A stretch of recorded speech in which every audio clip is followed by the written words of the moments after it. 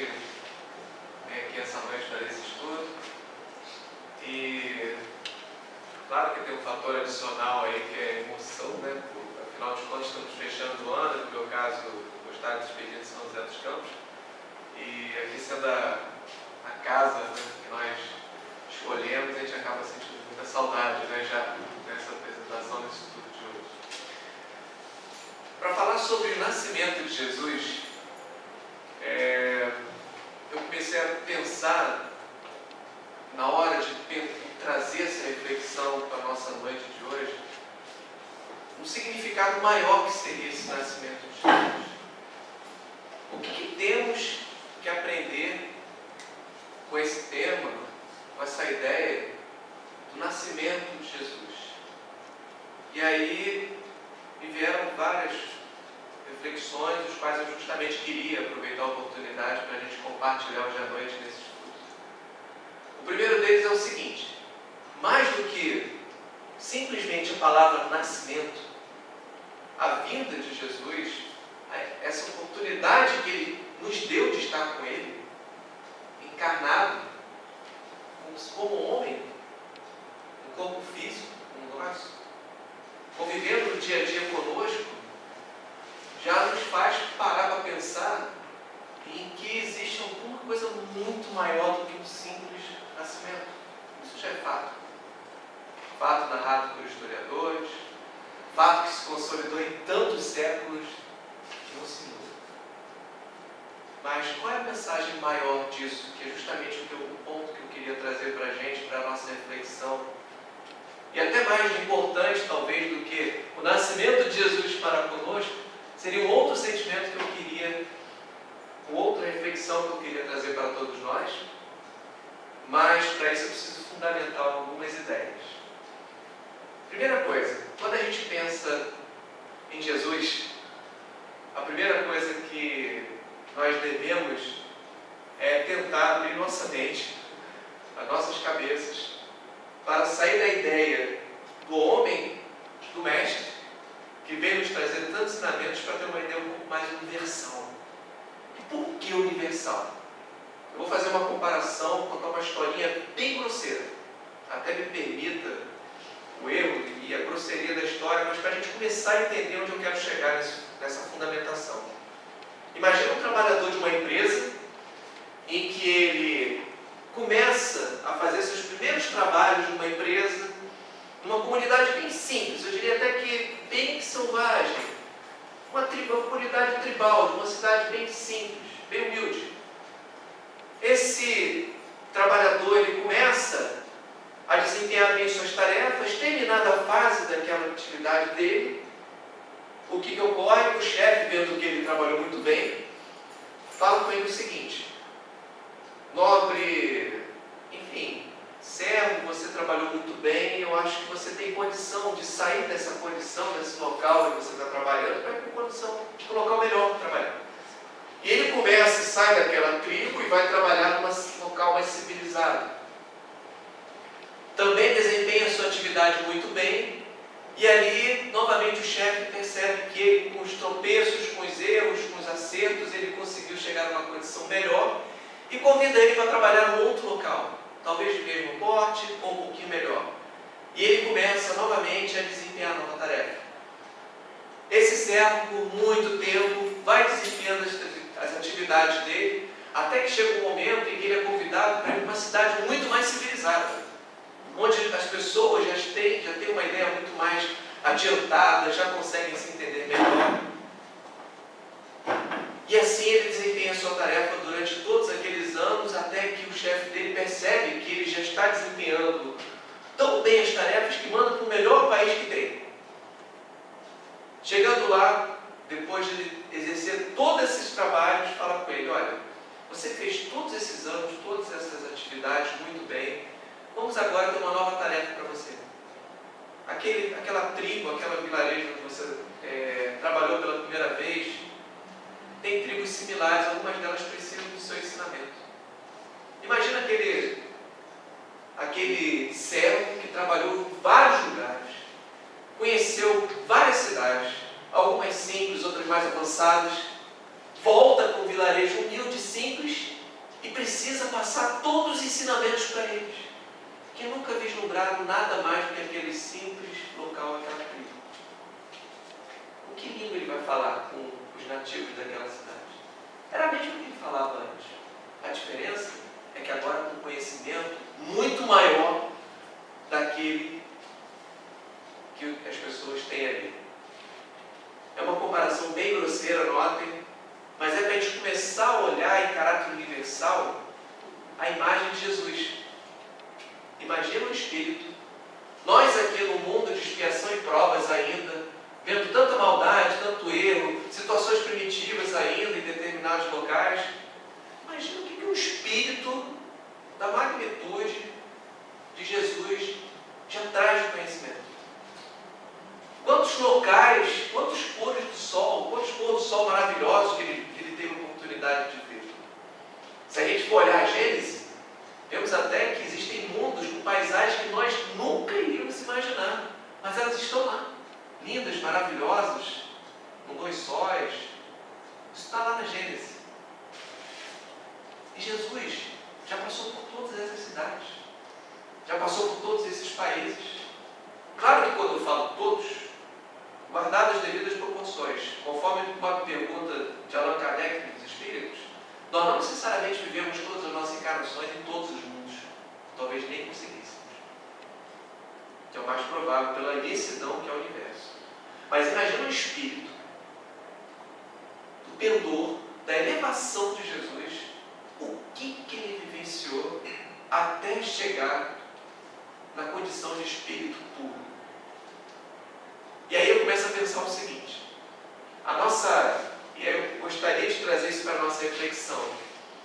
O nosso planeta, ele tem quanto tempo, segundo os cientistas? 8,5 bilhões de anos, mais ou menos.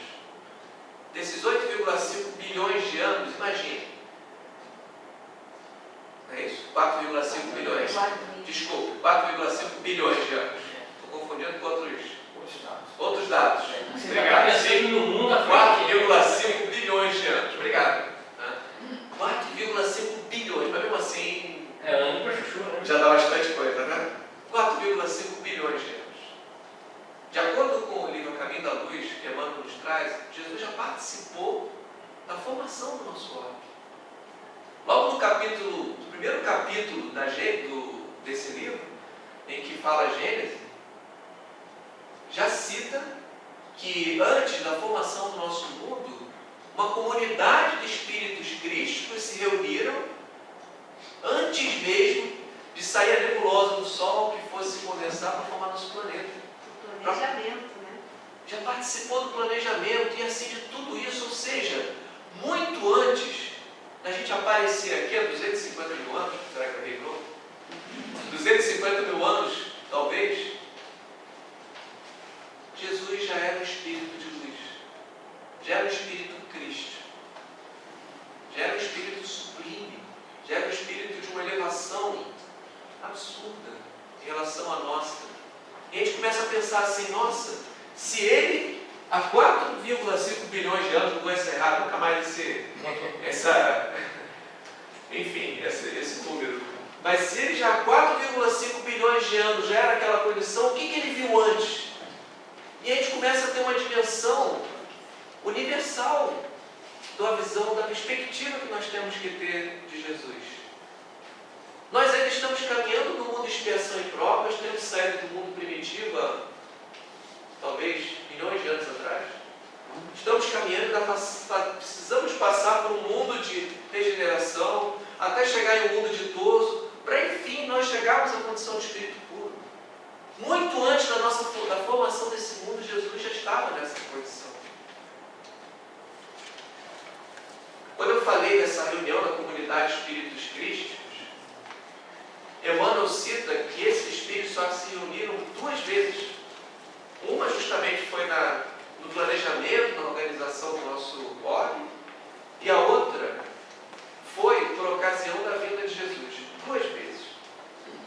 E é interessante que um dos livros agora, eu não vou lembrar agora o nome, mas não é o caso, mas enfim, Chico Xavier, em um dos livros, ele cita no capítulo, eu acho que vale a pena eu pegar o nome do livro, que eu não estou lembrando agora aqui. Sim, Na Era do Espírito. No livro Na Era do Espírito, Chico Xavier, em que ele fala o nosso entendimento sobre Jesus, ele começa a citar essa comunidade de espíritos crísticos. E a gente começa a se dar conta, e ele fala com todo respeito e admiração, claro, respeito notável a Jesus, sem nenhum demérito do nosso respeito a ele, existe uma comunidade imensa de espíritos crísticos. Espíritos dos quais, enquanto que alguns têm a responsabilidade pelo nosso planetinha, outros têm responsabilidade pelo sistema, outros têm responsabilidade pela galáxia. Agora imagina, se um espírito do pendor de Jesus, que está muito além da gente, que dirá um espírito crístico responsável por outra infinidade de sistemas. E assim foi essa comunidade de espíritos reunidas para tratar da vinda de Jesus para o nosso planeta. Então, o nosso pensamento tem que ser muito grande para pensar em Jesus. Temos que olhar de uma perspectiva muito maior. Não a perspectiva de um Jesus, de um mestre, de um guia somente, mas de uma perspectiva mais universal. Essa é a perspectiva que nós temos que ter da visão de Jesus. Chico Xavier, ainda nesse mesmo capítulo, ele comenta que conta-se que quando ele estava na cozinha, ele começou a questionar, eu não sei se todos conhecem essa história, mas questionar a Emmanuel a respeito de Jesus, que ele queria entender o posicionamento de Jesus no universo. Emmanuel falou, fica quietinho aí, Chico, tá bom, entenda que ele é amor, entenda que ele não quer entender mais daquilo que você já entende. Mas Chico Xavier insistiu. E Emmanuel falou, então tudo bem. Em desdobramento, já contei isso para alguns aqui, em desdobramento, diz que Chico Xavier começou a ver uma tela mental do planetinha dele orbitando o planeta nosso, né? A Terra, começando a orbitar em meio a outros planetas. Daqui a pouco, Emmanuel puxa ele um pouco mais, como se ele tivesse sido puxado, ou então como se uma lupa aparecesse aos olhos dele. E ele começou a ver não mais o planeta, os sistemas, mas começou a ver toda a dimensão ali do nosso sistema. Mais adiante ele se sentiu puxado também, novamente aquela lupa foi dando aquele zoom, e daqui a pouco ele já estava vendo Andrômeda. Andrômeda é a galáxia mais perto. Hoje, como eu estou errando em números, não vou nem me arriscar. Mas não sei quantos são, 4 mil anos, não sei quantos anos luz, sei lá. Eu não vou agora lembrar dos números não, nem vou me arriscar para não dizer errado. Mas é uma das galáxias mais perto, não sei quantos anos luz está. Imagina a distância que ele já estava da gente. Saindo do sistema solar. Saindo do sistema, daqui a pouco ele estava vendo a Via Láctea. Ele chega para o Emmanuel, a única coisa que ele fala, tá bom, eu preciso voltar para casa, tomar meu cafezinho, botar minha sandália, deitar na minha cama, eu estou com muita vontade de fazer isso. Aí a gente começa a pensar, gente, Chico Xavier, ele relata isso no livro. Se Chico Xavier já falava isso, que dirá eu? Ele, que a gente não tem nem ideia. Eu ia parar 800 metros e pronto, ia voltar. E a gente começa a pensar nisso. Nossa, se ele, um espírito também tão... nós não temos a dimensão do espírito de Chico Xavier, mas ele que já estava numa condição tão notadamente, tão mais elevada que muitos de nós, ele não teve chão. Começou a olhar que não deu vontade. A vontade que deu dele que ele teve naquela época foi a vontade que todos nós temos quando não estamos aguentando, fazendo uma viagem e já estão pedindo para chegar em casa, tomar aquele café quentinho, encostar no sofá e ficar ali. Voltar para o casulo. Porque voltar para o casulo, para onde a gente entende, para onde é o nosso limite, onde dá. Agora imagine um espírito da dimensão do pendor moral de Jesus, que já teve essa oportunidade de viajar por tantos outros olhos. Qual é a visão que Jesus tinha daqui? Eu não tenho dúvida que enquanto eu chego, olho as estrelas e falo assim, nossa, que lindo, tão bonito. Imagina qual deveria ser a visão do Espírito da magnitude dele. Orbes, vida, planos orbitais com vários planetas, cada um com um espírito crístico, tanto quanto ele, regendo aqueles orbes. Qual a visão, qual a perspectiva diferenciada que tem que ter um espírito dessa magnitude? E a gente começa a perceber que é muito maior. E aí eu começo a trazer outra ideia para a gente. Nossa, o Natal dia para muitos, infelizmente, tem se limitado a luzes, guirlandas, Papai Noel. Às vezes a gente nem ouve falar do nascimento de Jesus. Eu até fiquei feliz essa semana, trazendo para a realidade, que eu entrei no site do cinema, né? Até fomos, eu e minha filha, ver um filme de Natal. Há muito tempo que eu não via um filme de Natal falando sobre o nascimento de Jesus. A maioria deles lançados falavam sobre Papai Noel, árvore de Natal, tudo bem, alguns com sentimentos de família, etc., com essas mensagens natalinas, mas a maioria deles esqueceram do motivo principal. E recentemente está no cinema agora, se não me engano, um filme em que fala, mostra, claro que adequado ao entendimento da criança, aquele filme que você precisa dar uma orientação, mas que pelo menos a criança se coloca numa posição de ver alguma coisa que remonte o nascimento de Jesus. Quando era pequeno, lembro que minha avó me levava ao cinemazinho para ver isso na Paixão de Cristo, os filmes que passavam por Cristo, Jesus. Hoje em dia, raramente a gente vai ver um cinema passando isso. Mas enfim, como é que a gente vê o Natal hoje em dia? A gente acaba vendo o Natal pelas árvores, claro que fica maravilhoso. Há relatos diversos da espiritualidade, falando que o nosso planeta fica muito mais iluminado nesse período. Que aquelas luzes de Natal começam a sensibilizar muito a espiritualidade superior. E acaba que esse sentimento vai atraindo muito, as famílias vão se unindo muito mais, a vibração vai se tornando melhor, vai ficando muito mais limpa, muito mais pura, que contrasta muito com a atmosfera que temos 2 meses depois. Mas é uma atmosfera que, infelizmente, muitos ainda se prendem às questões materiais que estão ligadas ao Natal. Eu lembro ainda rapidamente da minha infância, em que, quando era dia 25, ouvia-se fogos. Jesus, ainda havia até gritos, às vezes assim, Jesus nasceu. Eu lembro do quintal de casa, eu ia ao meu quintal e eu via as pessoas falando, soltando fogos, Jesus nasceu. Meu bairro era assim, na minha infância. Missa do galo, né? Tinha a missa do galo, né? Tinha a missa do galo, enfim, tudo remontava o nascimento de Jesus. Passado anos, eu lembro que eu fui crescendo e fui percebendo que os fogos do Natal diminuíam, enquanto que o do Réveillon aumentava. E é o que a gente vê hoje. Aquela festa maravilhosa do Réveillon e uma festa que se tornou dos lares, quando e muito, quando lembram de fazer uma prece em casa. Então, qual o significado que a gente tem que tirar desse Natal? Aí eu convido a gente para fazer uma lembrança de como estava o período de Natal na época do nascimento. Como é que estava o clima na Terra nesse período? Humberto de Campos, ele faz um relato muito interessante, logo no primeiro capítulo do livro Boa Nova, em que ele começa a falar que o imperador Caio Júlio César Otávio Augusto, ele tinha assumido como um dos César na época, no ano de 63 a.C., assumido de um pai dele que era muito rigoroso e foi assim morto em guerra. E ele assumiu Roma desse jeito. E assim ele ficou até o ano 14 depois de Cristo.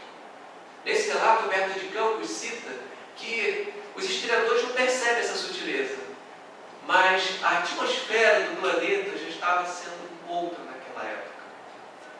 A atmosfera já tinha mudado. E interessante que a parda carnificina que havia ocorrido antes da assunção do imperador Otávio Augusto, o pai dele, o César anterior, havia transformado tantas guerras, tantas coisas, que na época de Otávio, outros países eu não digo, mas outras comunidades se rendiam com uma tranquilidade.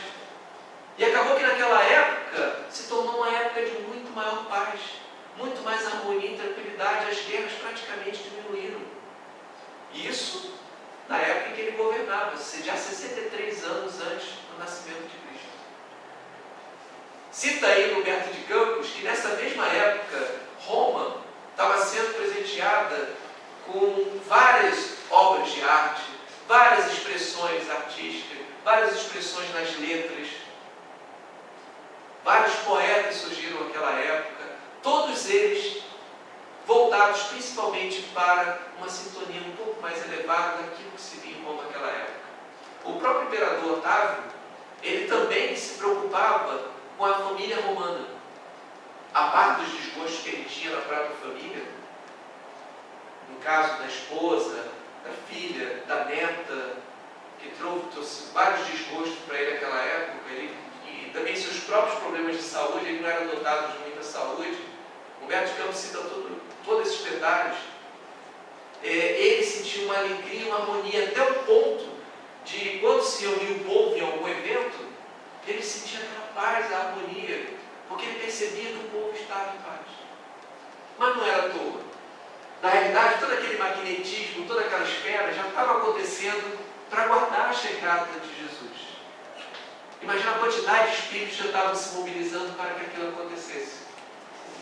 A quantidade de espíritos iluminados que já haviam trabalhado nesse planejamento e já envolviam o nosso planeta, modificando a vibração e o magnetismo do nosso plano.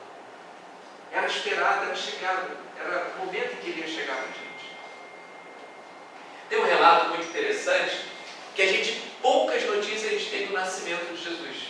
Mas esse aqui eu acho que vale a pena ler, porque ele é muito rico e ele traz muita coisa para a gente. Nós vamos falar agora do livro Antologia Mediúnica do Natal. Nesse livro, Chico Xavier psicografa a seguinte mensagem de Humberto de Campos, irmão X. E é interessante que Humberto de Campos, nessa psicografia aqui, ele já começa falando o seguinte: ele estava em contato com outros espíritos, em conversação com outros espíritos, enfim, e ele, conversando, né, com um dos grandes, enfim, um dos mentores da Galileia, um dos espíritos que trabalhou naquela época, enfim, que já se tornaram mentores, né? Ele traz os detalhes a miúde do nascimento de Jesus. E ele começa conversando assim, falando o seguinte: isso Humberto de Campos. Há muitos anos, ouvi do Rabi Eliud, que se encontra agora nas esferas superiores, interessadas minudências em torno do nascimento de Jesus. Isso é bastante interessante, porque é um texto pequeno, mas nossa, com riqueza de detalhes, que faz a gente parar para pensar bastante. Contou-nos esse antigo mentor de israelitas desencarnados que a localização de José da Galileia e da companheira nos arredores de Belém de Judá não foi assim tão fácil. Ou seja, aquele momento em que José e Maria se deslocam para atender o licenciamento solicitado pelo imperador Otávio, no momento em que eles vão se deslocar para procurar um local, realmente não foi nada fácil. E imagina, ela grávida, se deslocando, com toda aquela dificuldade à época, mas eles tinham que atender a demanda daquele censo. O casal, que se compunha de jovem Maria, e a gente vai ver um pouquinho mais adiante que ele fala do ancião José, que era o costume da época. A gente costuma perceber, as imagens que nós temos do Natal é aquela Maria jovem e aquele José jovem. E poucas notações a gente ouve sobre José. Mas ele já era um ancião, já era um senhor. Isso nos faz a gente refletir um pouquinho mais. Imagina um senhor que viveu diversos anos sob uma cultura de que a traição, qualquer coisa nesse sentido, de uma mulher, no caso, que naquela época não era nem valorizada, o que levava àquela época?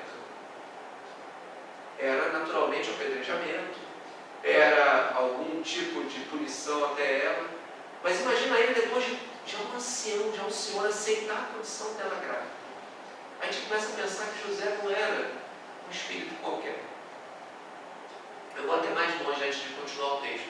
Allan Kardec, ele até conta, em outro livro, ele faz menção a outro livro citando que José, nós geralmente deixamos ele passar despercebido.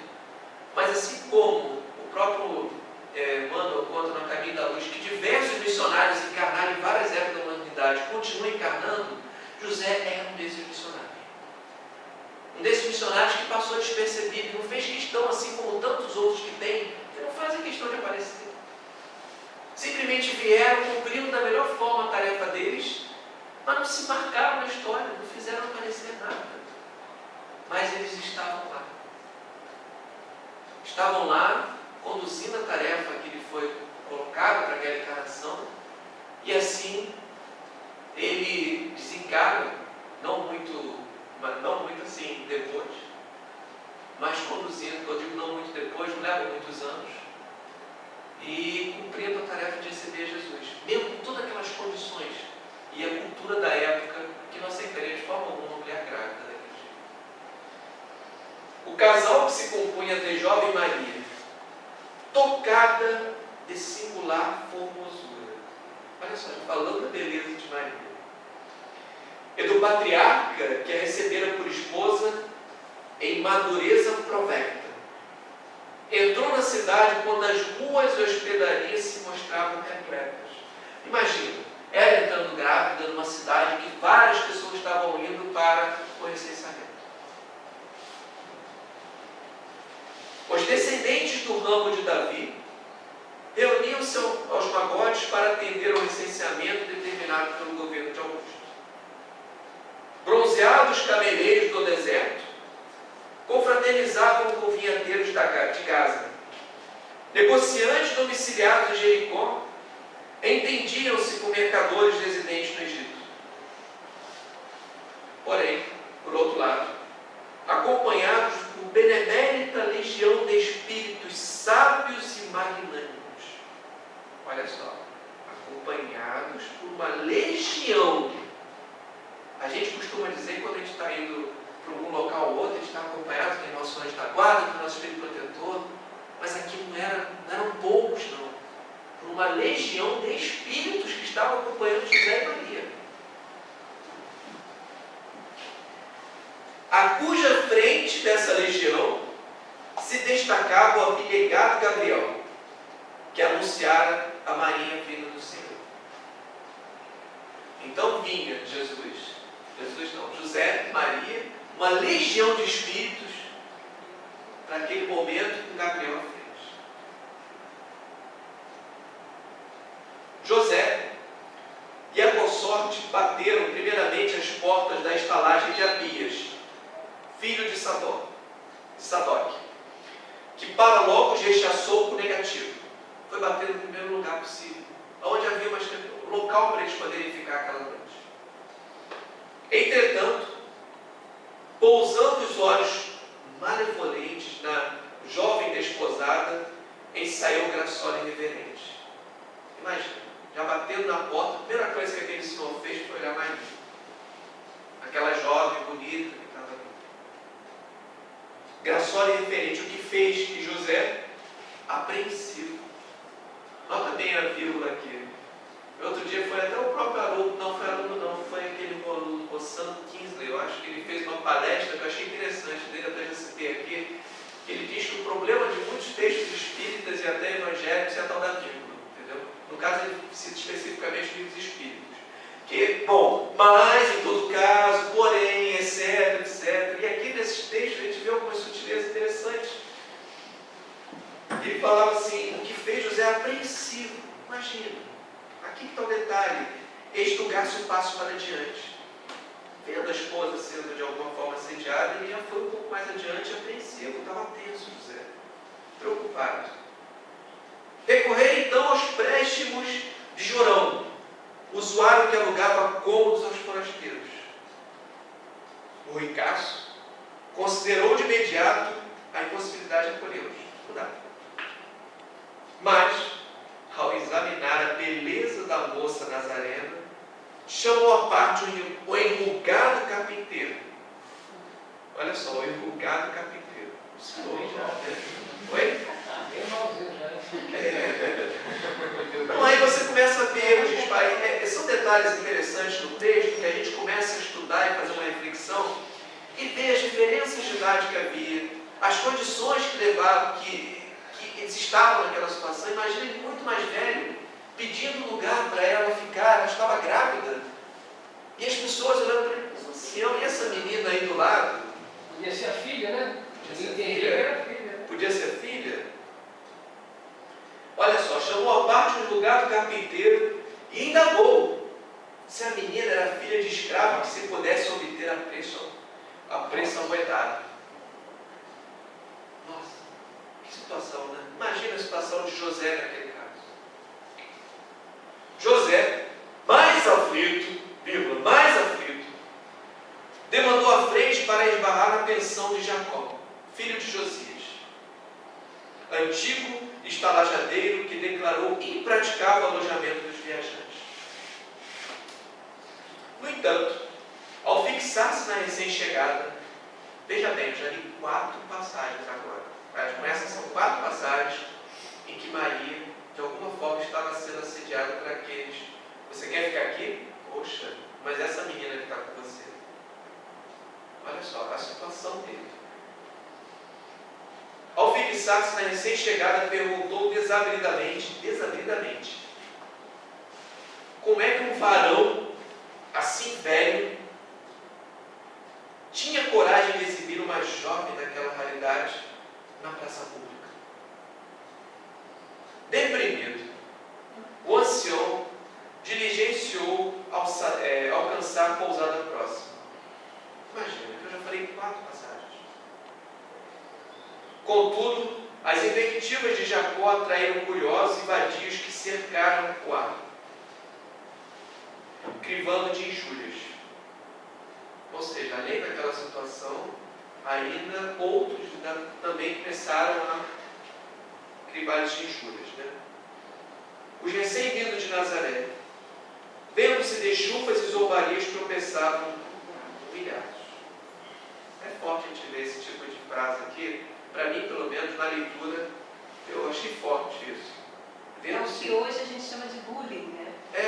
Falando, né? Olha essa menina, bonita, cuidado. Mas humilhados. Velho. Humilhados. Né? Gabriel, o anjo que estava à frente deles, no entanto, recorreu à prece, rogando o amparo divino, e diversos emissários do céu se manifestaram em nome de Deus, deliberando que a única segurança para o nascimento de Jesus se achava no estábulo, pelo que conduziram José e Maria para a casa rústica dos carneiros e dos bois. E Ebenezer a seguir comentou bem-humorado: não fossem os anfitriões da estrebaria, talvez a Boa Nova tivesse retardado seu aparecimento. E quem eram esses anfitriões da estrebaria? O título do capítulo é Os Animais antes do Natal. Foram eles que receberam Jesus. Foram eles que receberam Jesus. Interessante, só era Jesus que estava ali com a Maria, né? Como que as pessoas não perceberam a tremenda influência espiritual, né? Mas as pessoas não tinham como perceber, porque não tem como perceber. Não estava em A outro padrão sintonia vibratório. não estava no mesmo padrão, né? Não tinham como perceber aquilo. Outro texto também, existe um outro texto já que comentou isso, que as pessoas não perceberam aquela sintonia de Jesus. Esse texto está no capítulo 1, não minto, no capítulo 2, se eu não me engano, da Boa Nova ainda, em que Humberto de Campos, ele começa a citar que a preocupação das pessoas naquela época não eram todos aqueles indícios daquilo que estava acontecendo, naquele momento da chegada de Jesus. O boato, Humberto de Campos cita que o boato correu de que Maria tinha sido, de alguma forma, tinha recebido aquela anunciação do anjo. Mas o que era mais importante à época? O boato ou a venda de camelos? Ou a sobrevivência, exatamente o que ela está falando, o comércio, o dinheiro, os recursos. Era isso que prevalecia na comunidade, no palavrear da comunidade. Então não deram atenção e não dariam atenção. Eu falei que foi Humberto de Campos. Foi Humberto de Campos, sim. Era no mesmo livro. Só que em outro capítulo, não é Boa Nova não. É nesse mesmo livro, na Antologia Mediúnica do Natal, tem um outro capítulo que fala exatamente sobre isso. E ele trata de que as pessoas estavam focadas com outra coisa, estavam sintonizadas com outra coisa. Então ele vai nascer justamente aonde? Numa manjedoura. Trazendo aquela mensagem que todos nós já conhecemos, que foi a primeira lição, o primeiro ensinamento de Jesus para a gente. O primeiro, a humildade. A humildade de quem poderia ter nascido num reino, poderia ter nascido numa condição melhor possível, e onde ele nasce, no local mais simples possível, no meio dos animais, numa manjedoura. Esse é o primeiro ensinamento. Tem um outro, que até Haroldo que lembra para a gente nas suas palestras, e que é o seguinte, eu acho muito bom essa perspectiva, essa visão, que é não é exatamente de onde você nasce, que é onde você vai chegar, mas sim o que você é. Ele nasceu numa estrebaria. Olha onde chegou. Não importa de onde você vem. O que importa é o que você é, o que você faz. Naquela época, hoje em dia, né, a gente vê tantas pessoas tentando ser youtubers famosos, né, postando alguma coisa para tentar chegar numa condição famosa. Pessoas no YouTube, no Facebook, que postam, olha só o que eu estou almoçando hoje. Querem de alguma forma chamar a atenção. No WhatsApp, publica lá qualquer coisa, etc. Já passa para o grupo, já avisa e forma. Todo mundo quer ter esse momento de estribilho. Jesus nasceu num momento em que não tinha WhatsApp, não tinha Facebook, não tinha televisão, não tinha nada. Aonde o que se chamava de aldeias povoadas, não passavam de centenas de habitantes. Não havia nada de comunicação. E a mensagem foi inabalável durante 2 mil anos. E continua sendo. E mais do que tudo atualizada. Conforme João adiante, no livro Jesus, à luz da psicologia profunda, acaba que se tornou aquele Evangelho de Jesus como o maior poema de amor e consolo que nós temos notícia. E vai continuar sendo. O maior poema de amor e consolo que a humanidade já teve. Nenhuma outra passagem pelo mundo conseguiu registrar tanto e deixar tão marcada a humanidade quanto Jesus. E a gente pergunta, um espírito daquele pendor, que é o que eu estava querendo fundamentar no início, trazendo essa ideia, focalizando a questão do espírito com uma inclinação moral muito acima da nossa. E olha o primeiro ensinamento, vai nascer uma manjedoura. Vai nascer uma manjedoura e vem estar conosco. Aí a gente começa a pensar, nossa, ele não tinha necessidade de passar por tudo que ele passou, de vivenciar uma experiência na carne, de ser humilhado, de ser taxado de várias coisas, de passar por todos os sofrimentos que a carne tem. E mesmo assim ele veio. E aí a gente para pensar o seguinte, é o momento que a gente tem que parar para refletir no Natal.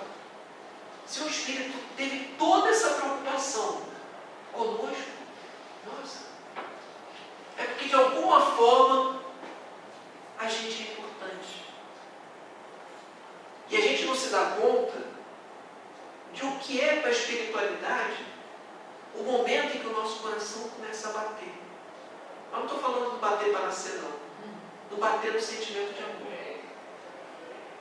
Porque no momento em que nós estamos na condição ainda primitiva, uma condição ainda mais humilde, que temos que aprender, que temos que... ainda somos espíritos ainda com muitos erros. Quando encarnados na matéria, pela nossa ignorância, muitas vezes somos levados ao mal. Mas o momento que a gente desperta, o que significa isso? O momento em que a gente começa a trabalhar no bem. É um momento em que a gente começa a ter possibilidade de abrir nossa sintonia com essa espiritualidade mais sublime. Sentir a plenitude. É um momento que a gente começa a sentir plenitude. E assim a gente permite a sair daquela condição de expiação e provas e nos abre a porta para a regeneração. Para mais adiante, continuando esse processo evolutivo, a gente abre as portas para o mundo ditoso. Para mais adiante ainda, a gente poder entrar no... Vou colocar um jargão, me permite a grosseria, para entrar no time. Um dia a gente vai estar lá. Agora imagina a alegria. Se já é uma alegria para a gente. Imagina, vamos colocar uma situação fictícia de uma família onde os irmãos não se falam pela falta de sintonia e entendimento entre eles. E um dia um irmão resolve, puxa vida, eu fiz tanta besteira, vai até a casa daquele irmão, pede desculpas do Natal para alguma coisa. Nossa, imagina a alegria que é a família se unindo novamente. Aquela oportunidade que tem da família se unir. E a gente colocando agora isso como uma questão mais universal. Somos todos aqui uma família universal. Somos todos irmãos.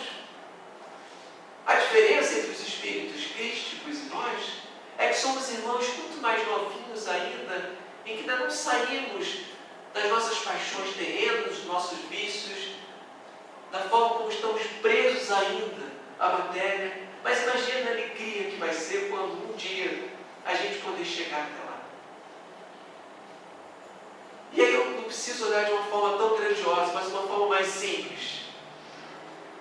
Quando nós já fazemos uma coisa boa, quando nós temos uma intuição boa de amor, a gente já atrai espíritos sublimes à nossa volta. Imagina a gente se cada vez mais se elevando. Então a gente para pensar o seguinte: ele veio até nós, mas o que é mais importante? Nós tentamos entender essa vida ou nós nos colocamos numa posição contrária de tentar ir a ele? Eu acho que essa é a mensagem talvez mais importante do Natal. Quem foi Jesus para a gente? Kardec faz essa pergunta na questão 625 do Livro dos Espíritos, em que ele fala que assim: qual o tipo mais perfeito que Deus tem oferecido ao homem para servir de guia e modelo? Como é que em algum momento eu vou sair dessa minha condição? O que eu preciso fazer para poder sair dessa condição e chegar numa condição que realmente eu consiga trazer alegria para essa espiritualidade? Que nos, principalmente, estamos falando de Jesus, Jesus que nos acolheu. Ele fala, Jesus, para o homem, Kardec comenta, Jesus constitui o tipo de perfeição moral que a humanidade pode aspirar na Terra. Ele é a expressão mais pura da lei do Senhor, porque sendo ele mais puro, quantos têm aparecido na Terra, o Espírito Divino o animava. E por que ele é o guia e modelo? Guia é aquele que mostra o caminho, que nos diz como temos que fazer. Modelo é aquilo que nós temos que nos basear para poder fazer igual, seguir. E a gente começa a pensar, então para que ele veio? Qual a importância disso? Associando essa pergunta de Allan Kardec, a gente começa a ver que é o seguinte: ele veio para servir de nosso guia modelo, para que a gente, em algum momento, acertasse o nosso caminho, para trazer essa alegria de mais espíritos, contribuindo com a obra divina, com uma condição muito mais sublime de benevolência e amor. Essa é a missão que eu acho que cabe a gente, e é o que eu trago aqui em termos de reflexão para essa noite de hoje da gente. Talvez mais importante que o nascimento, claro, o nascimento não há dúvidas, mas é a mensagem que tem do que nós precisamos fazer para nossas vidas. Jesus, ao tempo todo que esteve encarnado, ele nos deu o exemplo do que seria aquilo que Kardec coloca no capítulo 6 perfeito, que é o homem de bem. Que o homem de bem tem uma fé inabalável a Deus. Ele olha os outros como irmãos. O homem de bem, ele trabalha com humildade. O homem de bem, ele não se vangloria, não aponta erros. Tudo isso está lá no capítulo do homem de bem, nos seres perfeitos. E são os caminhos, todos eles, que Jesus mostrou para a gente. Então, a mensagem principal que eu acho que a gente tem que lembrar nessa noite de Natal, principalmente, é a gente começar a pensar que se um espírito desse veio para estar conosco, significa que a gente, por mais defeitos que tenhamos, somos importantes. Pergunta 923, se eu não me engano, do Livro dos Espíritos. Se Deus se ocupa com todas as criaturas? Sim, se ocupa com todas as criaturas. Não há uma diferença entre nenhuma criatura. Deus se ocupa com todas, todas. E ele, sendo o irmão mais velho que a gente, aquele que entende muito bem o sentimento do Pai, o que ele faz? Se preocupa conosco, vem até nós. E qual é a alegria de um pai? Não é quando um filho se realiza? É quando nós vemos um filho conquistando, trabalhamos o tempo todo nossos filhos se realizem, conquistem a vida dele pessoal e profissional, tentamos ajudar ao máximo. E quando eles chegam nesse ponto, não é a nossa alegria, a nossa satisfação. Então, imagine qual seria a alegria se a gente chegar nessa condição de conquistar aquilo que vai ser o nosso adiantamento moral e o nosso adiantamento intelectual. Para em algum momento a gente estar nessa condição elevada. É isso que a gente precisa trabalhar. E essa mensagem que a gente tem que lembrar do Natal, porque mais importante que a guirlanda que a gente bota na árvore é a guirlanda da humildade que a gente bota no coração. Mais importante, de repente, que uma bolinha que a gente coloca pendurada na árvore é uma bolinha de abraço fraterno com uma pessoa, com um irmão. Mais importante que um pisca-pisca que a gente coloca em algum canto é um pisca-pisca da nossa alma para com as pessoas que estão precisando de um apoio. Mais importante, talvez, que enfeite alguma coisa seja uma vibração, uma prece em favor daqueles que necessitam. Mais importante que qualquer enfeite de Natal é o presépio, não aquele madeira, mas aquele que a gente lembra no nosso coração. Isso é que a gente tem que lembrar do Natal. E tentar o tempo todo, do nascimento de Jesus, ter essa percepção e reflexão de que foi um Espírito, é um Espírito de uma luz imensa, que se Ele esteve conosco, com todo esse amor, com todo esse carinho, o mínimo que nós temos que fazer é tentar retribuir isso. E como retribuir? Simplesmente participando dessa obra maravilhosa da criação, levando o amor, levando a caridade, que é isso que Deus espera de nós. Essa evolução, essa oportunidade de crescimento.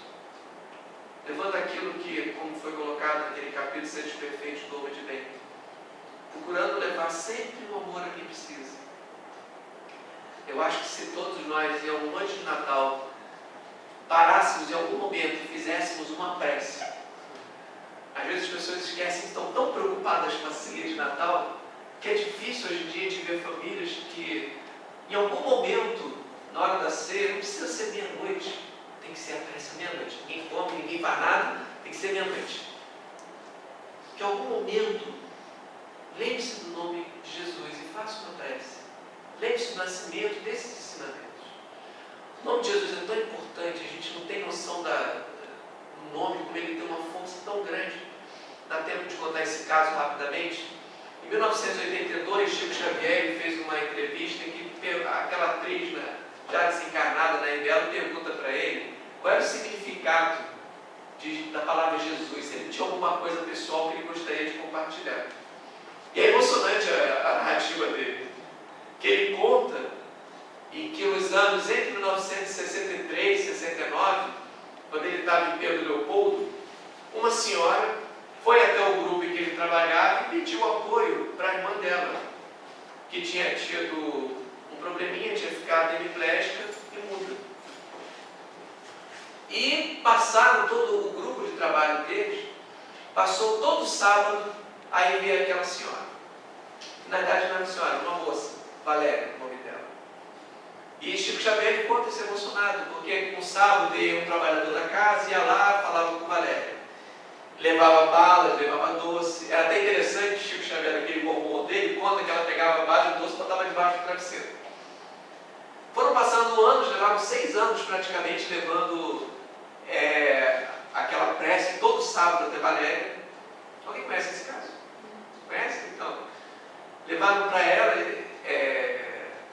aquela prece, até que chegou um dia que ela estava com muita febre. E aí Chico pergunta a irmã dela da casa se ela tinha tido alguma coisa, e ele fala que ela tinha sido medicada, que estava com pneumonia. Ela estava sendo medicada, mas estava com a febre alta e não estava bem.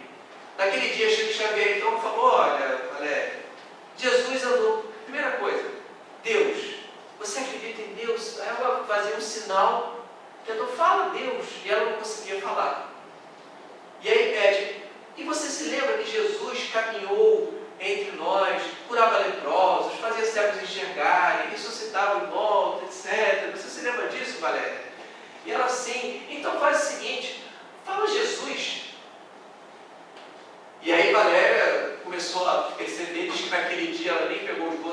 debaixo do travesseiro e começou a tentar falar.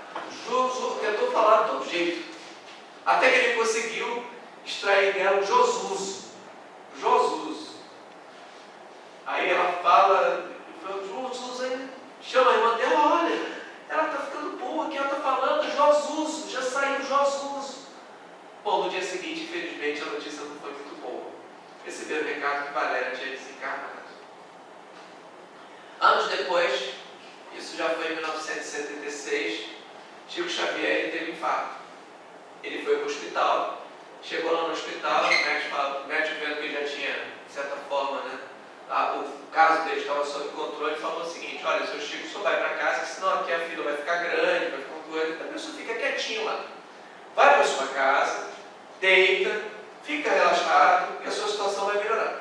Tá bom? Então, o médico manda ele para casa e ele, como é que se diz, foi para a casa dele, né? E tinha uma enfermeira que cuidava dele. Então, toda vez que a enfermeira chegava lá, o Chico já avisava: olha, dona Dinorá, acho que era Dinorá o nome dela, a senhora não se espante não, tá?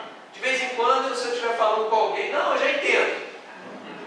E Chico Xavier disse que já recebia visitas, né? Era de tarde, vinha de noite, sempre isso, não era encarnado, era desencarnado que vinha receber, que vinha falar com ele. E nisso vinha gente, ele já estava operado, vinha gente operado, vinha gente que perdeu o corpo. Em espírito, ele já tinha até um banquinho do lado da cama dele. A cadeira estava ali, ele recebia o espírito, conversava, etc. Quando chegou a determinada noite, ele disse que uma senhora muito bonita, uma moça bonita, a senhora ele falou, uma moça bonita, entra, uma moça morena, etc. Pede licença para ele, ele fala, por favor, sente-se. E pede para entrar e conversar com ele. Aí ele diz que, o senhor está lembrado de mim, o senhor lembra do meu nome? Puxa, olha, não lembro. E o médico falou para eu não forçar minha mente, na verdade ele mesmo fala que ele estava só tentando enrolar porque ele não conseguia lembrar. O médico falou para eu não, como é que se diz, para eu não forçar minha cabeça. O senhor não se lembra do meu nome? A senhora, por favor, a senhora fala o meu nome. Eu não vou falar meu nome porque o senhor tem que lembrar. Olha, mas eu tenho recomendação médica, o senhor sabe, a senhora sabe, essa situação que eu tive me deixou também numa condição muito ruim, a minha memória não está muito boa. E ela insistiu que ele tinha que falar o nome dela, que ele lembrava dela e ela não lembrava de jeito nenhum. Até que você vai lembrar de mim, Chico. Josuso. Vou falar o nome. Valéria. Aí ele se emociona nisso. Olha só. Ela coloca a mão no peito dele e fala para ele o seguinte: você lembra? Você me trouxe tantas alegrias, etc. E conversa com ele naquele sentido. Mas no momento que coloca a mão, então, eu vim trazer o nome de Jesus para você. E bota a mão no peito, ele sente aquela vibração, se emociona, ele conta isso emocionado. E no dia seguinte, depois de ter falado aquele nome de Jesus, ele não teve mais nenhum problema. Ele não sentiu mais nada. Ele já acorda, foi no dia seguinte, aquela visita dela, e ele cita que o nome de Jesus tem um peso tão forte para a gente não se dá conta. Ele fala, tem até a capacidade de, se vocês vão entender, de até tirar nossos males orgânicos. E se não tem, é porque a gente ainda não acredita. Ou porque a gente ainda precisa ter uma sintonia melhor. Então que esse nome de Jesus possa envolver todos nessa noite de Natal, que a gente possa receber essas vibrações maravilhosas dessa espiritualidade de luz, que a gente perceba. E essa ideia que eu tentei trazer no estudo de hoje, nessa reflexão de hoje, que não foi uma vinda qualquer do planeta. Foi uma oportunidade maravilhosa que nós, espíritos de terceira ordem, tivemos e que infelizmente desperdiçamos. Mas não podemos alterar o passado, nós podemos fazer um novo futuro.